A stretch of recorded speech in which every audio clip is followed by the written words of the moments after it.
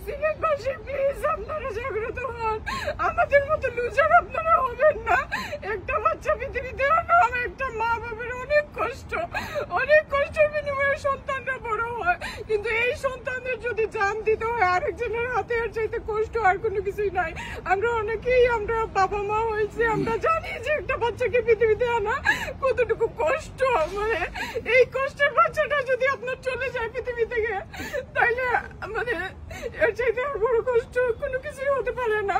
মানে একটাই বলবো, আমরা হেরে গেছি, প্লিজ আপনারা হারবেন না। সিলেটবাসী আপনারা জাগ্রত হন, আপনারা রাজপথে নেমে আসেন, আপনারা আপনাদের ছেলেদেরকে আপনারা মানে সেভ করেন, আমাদের মতো আপনারা হেরে যাবেন না।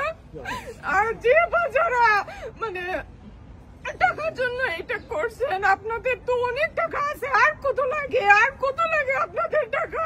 আপনাদের কি বিবেক মরে গেছে? আপনাদের কি বিবেক মনে হেরে গেছে? ওইটাই মানে ভাবছিলাম হয়তো আর কখনো কান্না করতে হবে না, ওরা আইনের আওতায় আছে, হয়তো বিচারটা পাবো, কিন্তু না, বিচারটা পাওয়ার হয় নাই, আজ আমরা পাই নাই। দেশে যাদের টাকা নাই কেউ আপনারা বিচার পাবেন না, কেউ পাবেন না। আমার ভাই মাত্র 1 month পর সে আমেরিকাতে চলে যাওয়ার কথা ছিল, ওর একটা বেটার লাইফ সে ডিল করতে পারতো, কিন্তু আজকে না সে কবরে থাকবে। আচ্ছা বোন, আমার আম্মা তো সবাই জানেন আমার আম্মা অনেক অসুস্থ, উনি হাইলি ডায়াবেটিক্স এর একজন পেশেন্ট।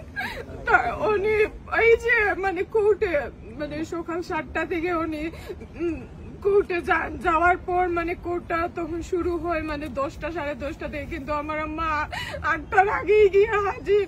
আমার আম্মা তারপর 6টার সময় ঘরে এসে মানে ওষুধ নেন, তারপর খাবার দাওয়া করেন। এই যে একটা মা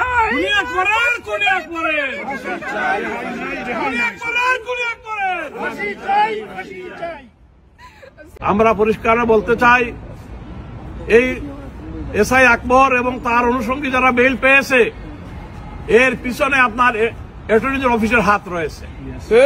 কারণ আমি অ্যাটর্নি জেনারেল এডিশনে নিজে কথা বলেছি ফোনে, উনি বলেছেন যে আমরা তার বেলকে আমরা স্টে করেছি, তাকে ধরে নিয়ে আসতেছি। এখন পর্যন্ত তাকে ধরে নিয়ে আসা হয় নাই।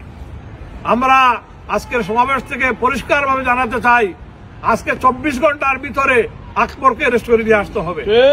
আলোচিত সংবাদ, আলোচিত একটি ঘটনা কিভাবে মানুষের মাঝে কারা এই সাথে জড়িত, যারা এই ন্যাক্কারজনক ঘটনার সাথে এই চিহ্নিত খুনিকে জামিন দিয়েছে, তাদের প্রত্যেককে আইনের আওতায় এনে তাদেরকে জিজ্ঞাসাবাদ করতে। রায়হান থামছে না। যদি আপনি আরেকটু পিছনে যাই আমরা দেখতে পাবো, আমরা এখানে সাংবাদিক যারা আছি, যে সাগরুণী হত্যা তারও বিচার এখনো হয়নি। সেই মেঘ বড় হয়েছে কিন্তু বাবা মা ডাকতে পারে না। আরো পিছনে গেলে যদি রাজনৈতিক ভাবে নেবেন না আপনারা, ইলিয়াস আলী গুম হয়েছে, ইলিয়াস আলীর ছেলে ব্যারিস্টার হয়েছে, কিন্তু সেও জানে না তার বাবা মৃত না জীবিত।